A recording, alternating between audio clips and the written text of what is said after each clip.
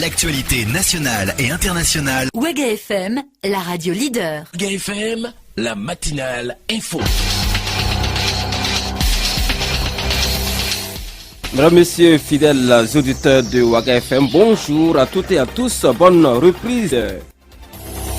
À la une de l'actualité de ce lundi, un nouveau front politique au sein de l'opposition burkinabé, la CODER est née, c'est la coalition pour la démocratie et la réconciliation. Présentation dans un instant.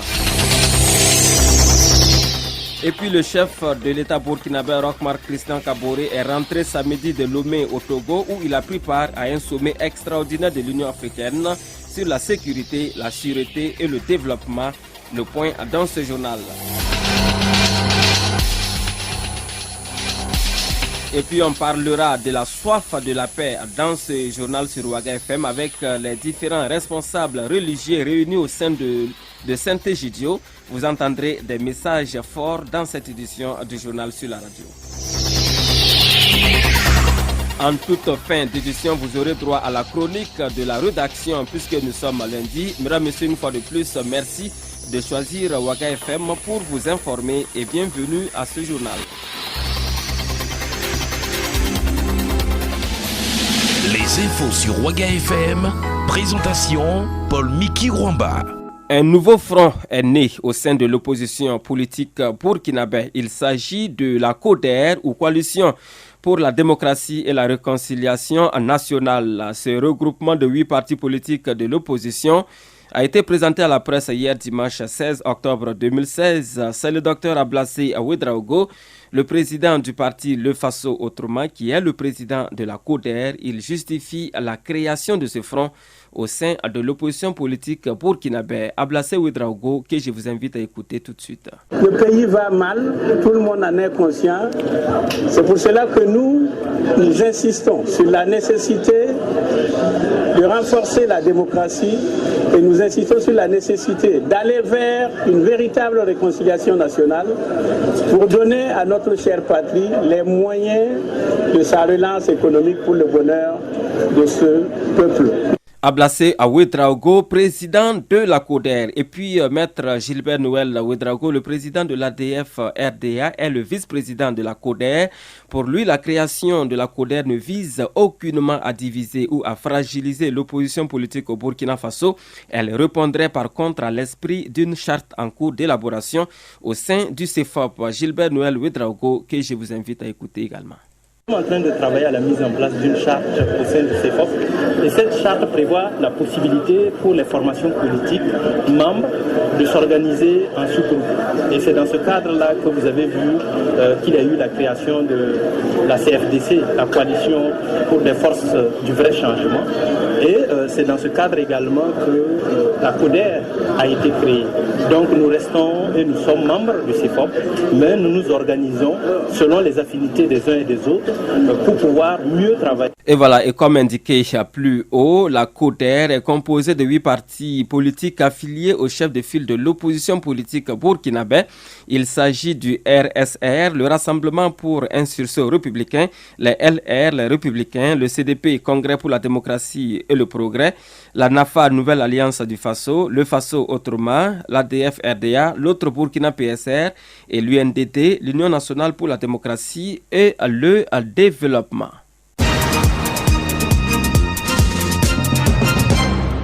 La suite de ce journal et toute autre chose à présent, le président du Faso, Roch-Marc Christian Kaboré, a pris part le 15 octobre dernier à un sommet extraordinaire sur la sécurité et la sûreté maritime ainsi que le développement en Afrique qui s'est tenu à Lomé au Togo. À son retour, le président burkinabé a décliné les grandes conclusions de cette rencontre internationale de Lomé.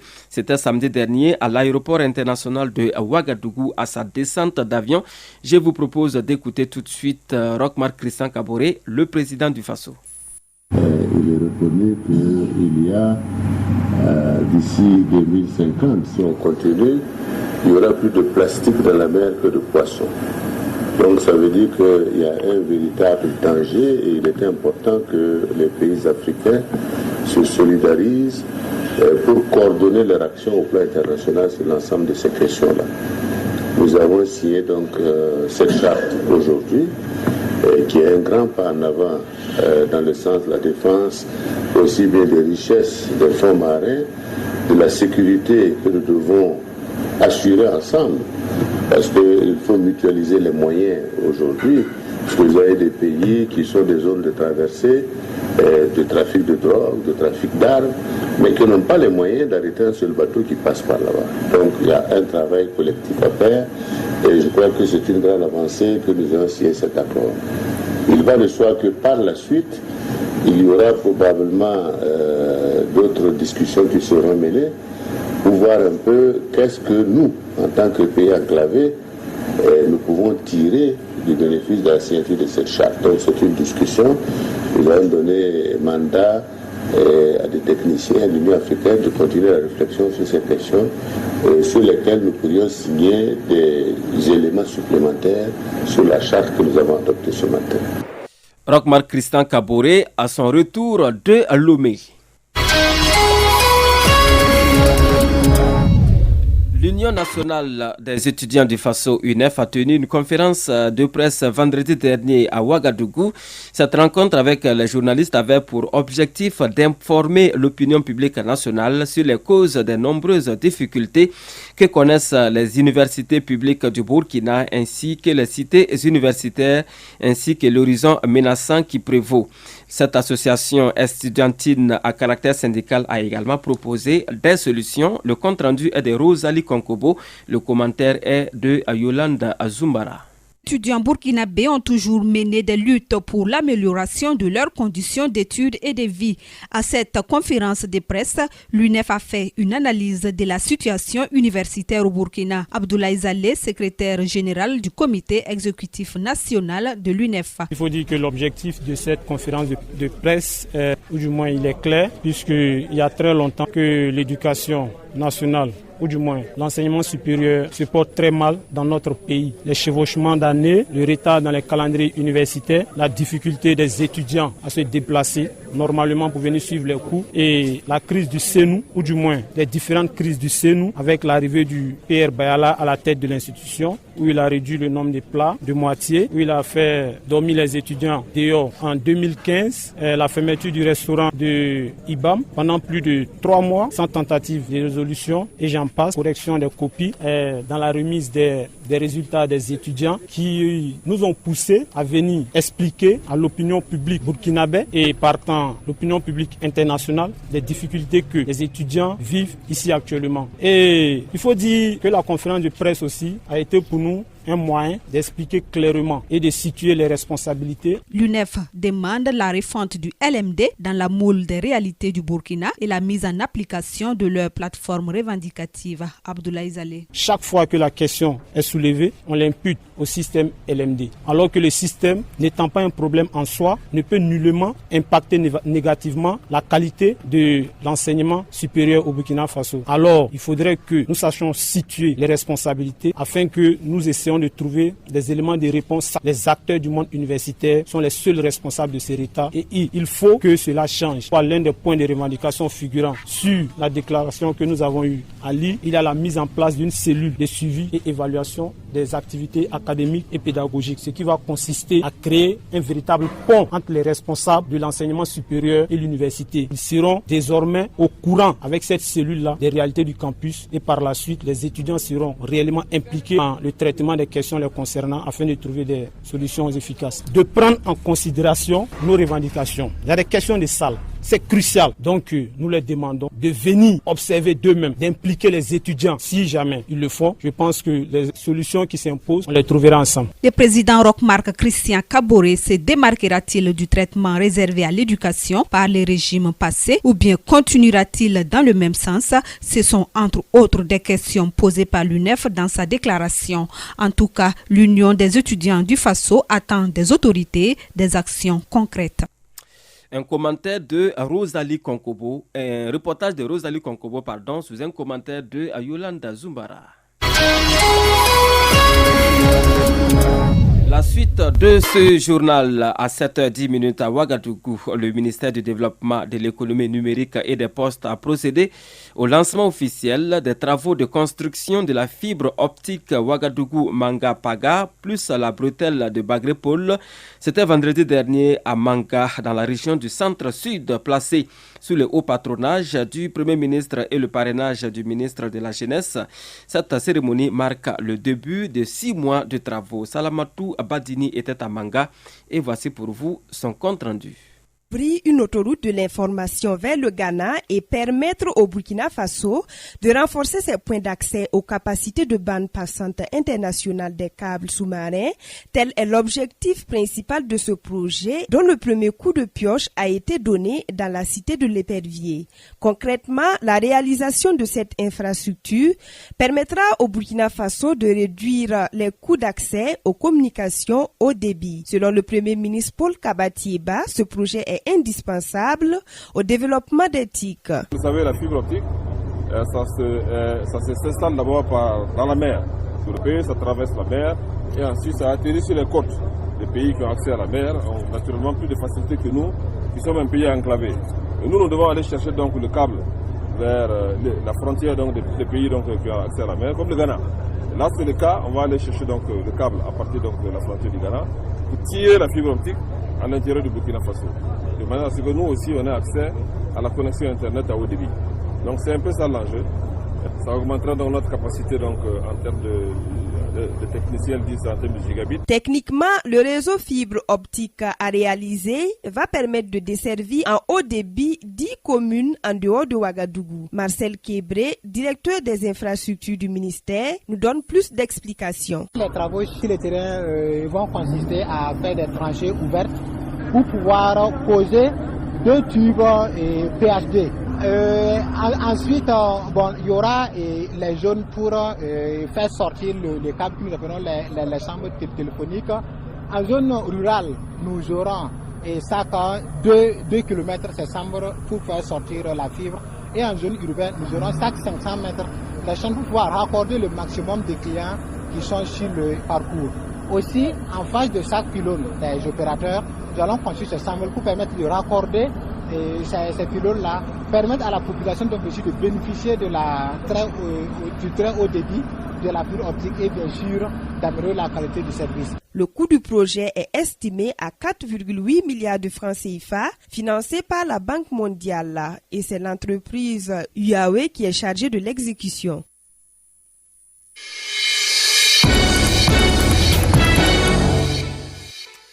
La communauté Santé-Gidio du Burkina Faso a commémoré les 30 ans de l'esprit d'assises ici à Ouagadougou.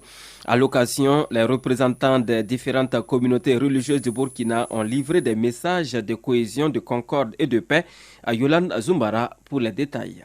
30 ans, les représentants religieux du monde entier se sont réunis à Assise en Italie pour parler de paix et pour commémorer cet anniversaire. Les différentes communautés religieuses du Burkina se sont retrouvées sous l'égide de San Egidio. Charles Sawadogo, représentant de San Egidio au Burkina Faso. Nous le faisons en écho à l'appel qui a été fait par les responsables religieux qui se sont réunis à Assise cette année du 18 au 20 septembre, qui ont réfléchi sur le thème soif de paix, devant ce que nous connaissons un peu de la situation de ce monde qui se déchire à tant de guerres et de violences un peu partout dans le monde. Nous avons pensé qu'avec la fin de la Deuxième Guerre mondiale, nous avions tiré les leçons de la guerre qui est la mère de toutes les pauvretés, mais malheureusement aujourd'hui encore continue d'exister des foyers de tension, de violence qui déchirent la vie, qui vraiment remettent en cause cette sacralité de la vie.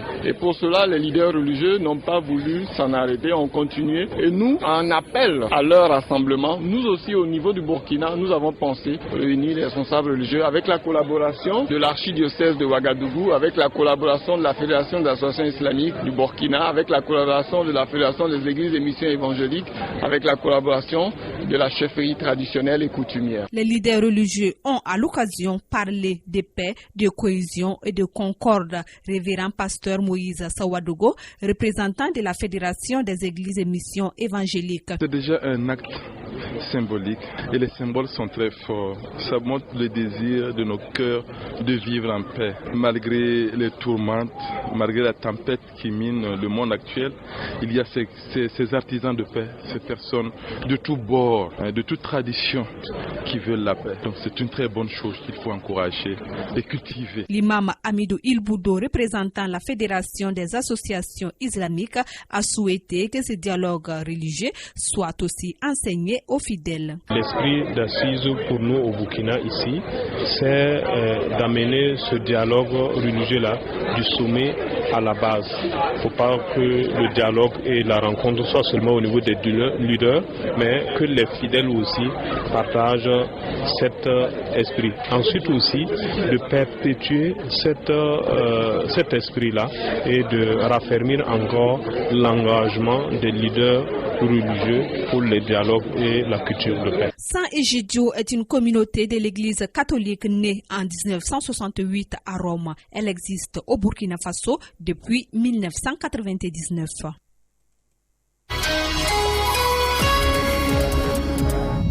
Et puis l'Association pour l'œuvre et la prospérité sociale, AOPS, dans le cadre de ses activités annuelles, a fait don de fournitures et de manuels scolaires à quelques élèves défavorisés de la ville de Ouagadougou.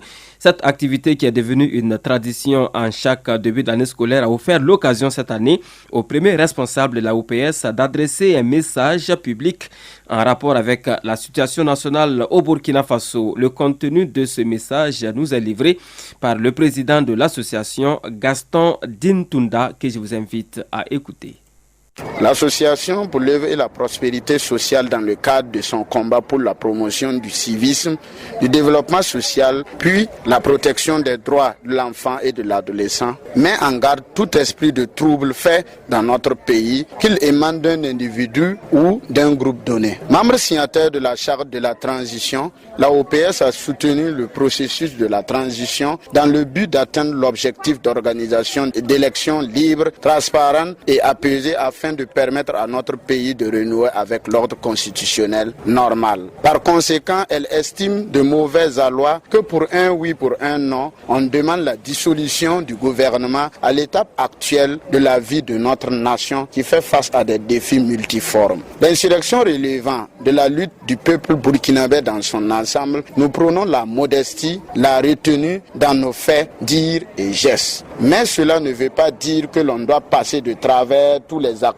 qui se sont illustrés pour que ce combat vers l'alternance soit une réalité. Fidèles à ces principes, les membres et sympathisants de l'AOPS optent pour le camp des forces de proposition aux côtés de tous les acteurs en vue du développement du Burkina Faso dans la paix, la stabilité et la concorde nationale. Pour finir, l'AOPS voudrait interpeller le chef de l'État juste pour dire que pas plus qu'hier, certains le traitaient d'opposant de la 25e heure, d'autres à avoir un président insurgé. Et le peuple l'a choisi en ses qualités d'insurgé et d'opposant idéal. Donc qu'il n'oublie pas que cette même population attend que ses aspirations soient prises en compte, car nous pensons que les solutions ne se trouvent pas seulement que dans le droit, mais qu'il peut y avoir aussi des solutions politiques si ceux-ci vont dans le sens de l'intérêt national.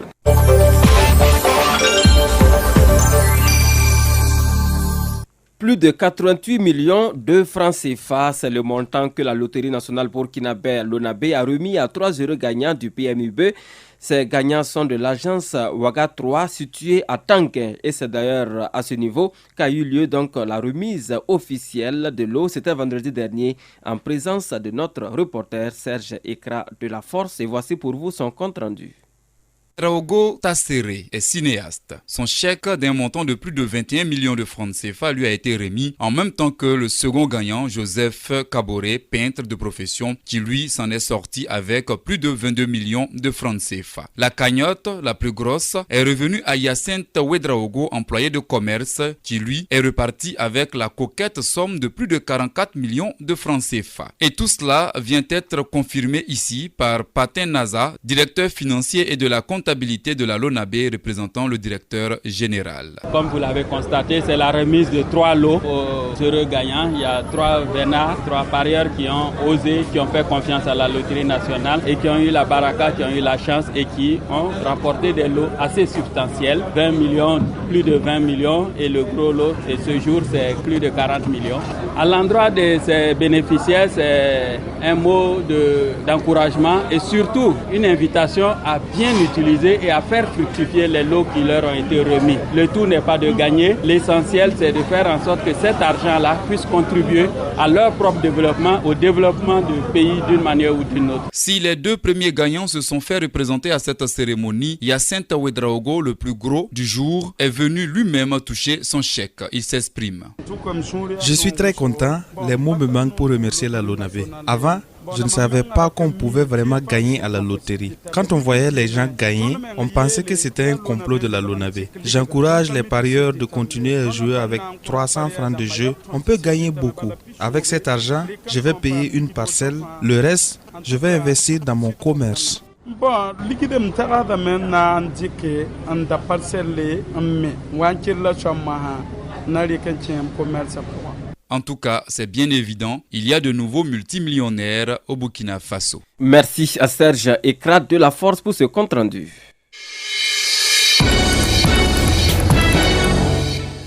Et puis à l'occasion de la 2e édition du Forum africain pour la sécurité routière, c'est ouvert ce samedi 15 octobre à Ouagadougou, le village de la sécurité routière. Cette activité a été marquée par des jeux, des visites de stands et des allocutions, nous dit Arsène Kontitamde qui était à l'ouverture de ce village sur la sécurité routière.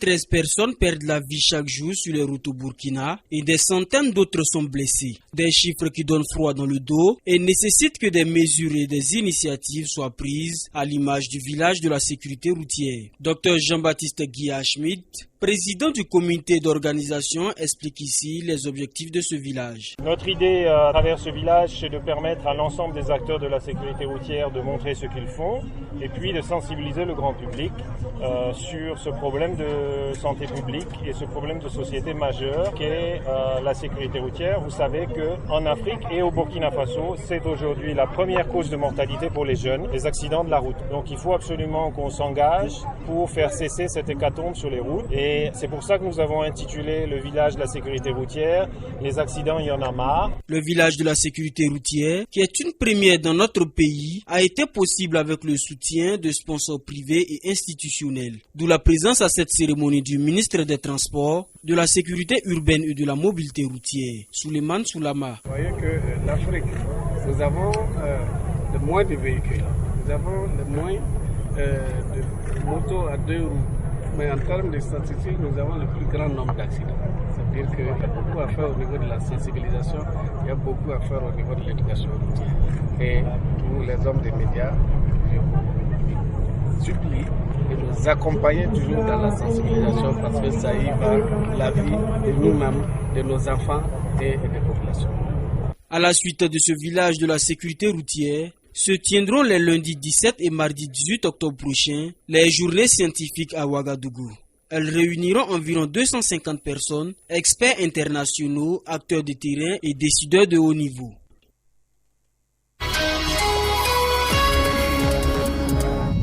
La Fédération nationale des syndicats des taximans et des acteurs de transport urbain du Burkina a organisé un don de sang le week-end dernier à Ouagadougou. Par ce geste, les taximens entendent pallier au manque de sang et sauver des vies, nous dit Yolande Azoumara. Son sang, c'est sauver des vies, dit-on. Et c'est dans cet objectif que la Fédération nationale des taximens du Burkina a organisé cette collecte de sang. Adama Emmanuel Ouedraogo, président de la Fédération nationale des taximens du Burkina. Et on a pensé que si on arrive à organiser un don de sang au niveau de notre structure, en tout cas c'est une bonne initiative.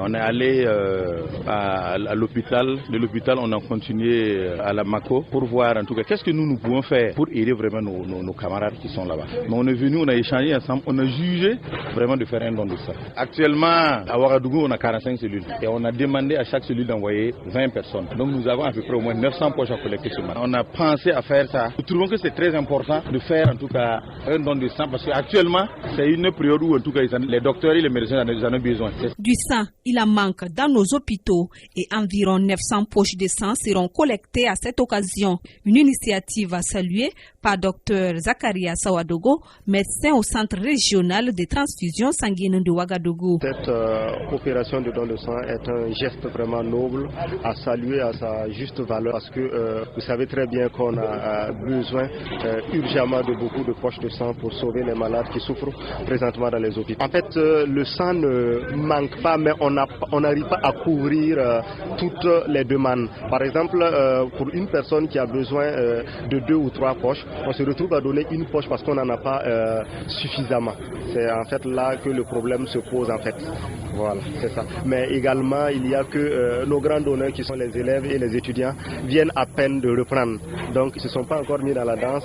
Donc, ça fait que le manque est là. Nous avons besoin de beaucoup d'appui en ce qui concerne le matériel pour les collectes, les chaises et puis les tables de collecte. Et puis aussi pour l'accompagnement du personnel tel que les pèse-personnes et les tensiomètres. Les parrains, Eladja Aruna Gwema, a trouvé cette action des taximens nobles. J'ai été choisi pour parrainer une œuvre qui est très importante, une œuvre très moderne, humanitairement inégalée que les taximens ont organisée ce matin. Et qu'à Nouvelle-Ordre, je n'ai jamais entendu des syndicats organiser un don de sang. Je connais des syndicats dans des revendications, mais si je vois des syndicats aujourd'hui, pour organiser des dons de sang, je suis fier pour parrainer cette œuvre-là. Soulignons que les taximens sont venus des différentes régions du Burkina pour donner leur sang.